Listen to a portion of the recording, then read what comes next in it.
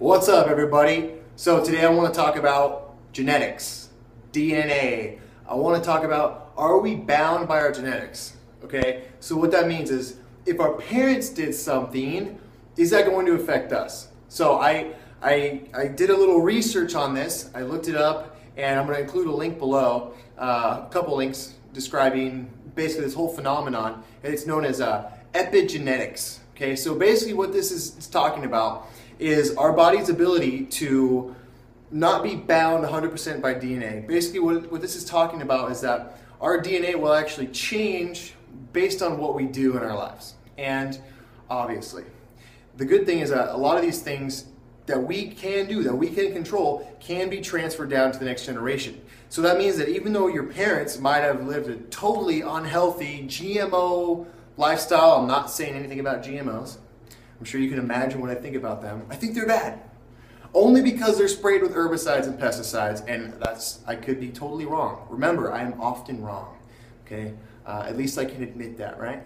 And that's a good thing, okay? So what we're looking at here is that you can do things now that are actually going to affect your kids. So by having a healthier lifestyle, by eating better, by eating more fruits and vegetables, by increasing your muscle, your bone density and your muscle mass, you can actually give your kids these genes. Because I know for a fact, like my dad, he's like 6'5" and he's super thin, kind of.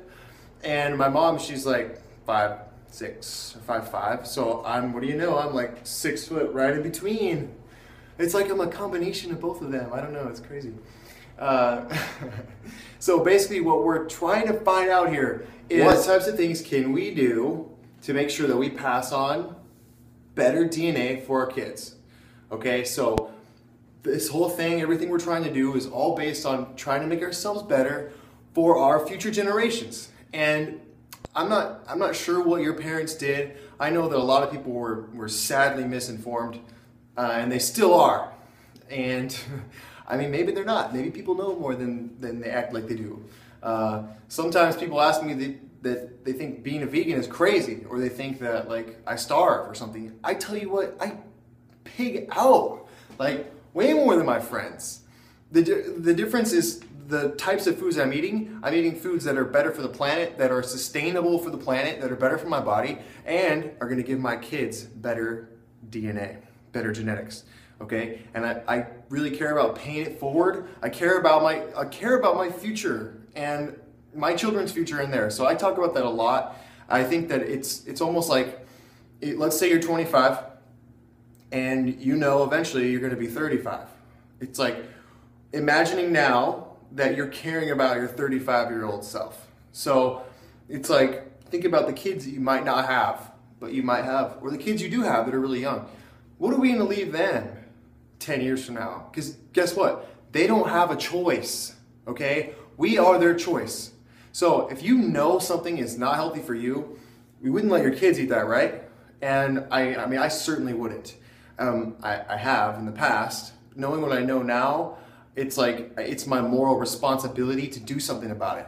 If you know something, do something about it.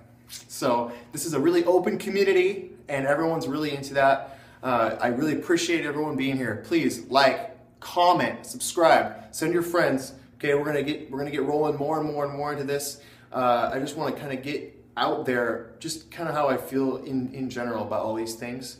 Okay, tomorrow we're gonna basically talk about foods and how you can eat your way to a brand new body, and how people are just eating as much as they want, losing weight, feeling amazing. So we're gonna really start focusing on that, and we're gonna start getting into what it's gonna take to become fully raw, what it's gonna take to be a vegan successfully.